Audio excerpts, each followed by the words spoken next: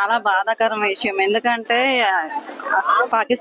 Pakistan India ఇది రెండు ఒకటి అయిపోయిందని చెప్పేసి అనుకొని వాళ్ళు వెళ్ళారు.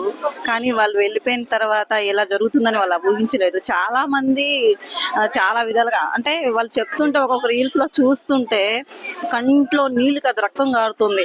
కళ్ళ ముందరే భర్తల్ని పిల్లల్ని చంపేస్తుంటే మమ్మల్ని కూడా చంపేయి నేను కాళ్ళు పట్టుకుంటుంటే కూడా వాళ్ళు మీరు వెళ్ళి మోదీకి చెప్పుకోండి అనేసి చెప్పారు కదా. చాలా చాలా బాధాకరమైన విషయం అది.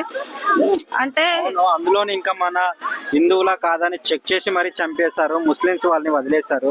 వీటన్నింటిని చూస్తే ఇండియాలో హిందువుల ముస్లింలకి మధ్య గొడవ రెచ్చగొట్టడానికి ఇలా చేశారనుకుంటారు.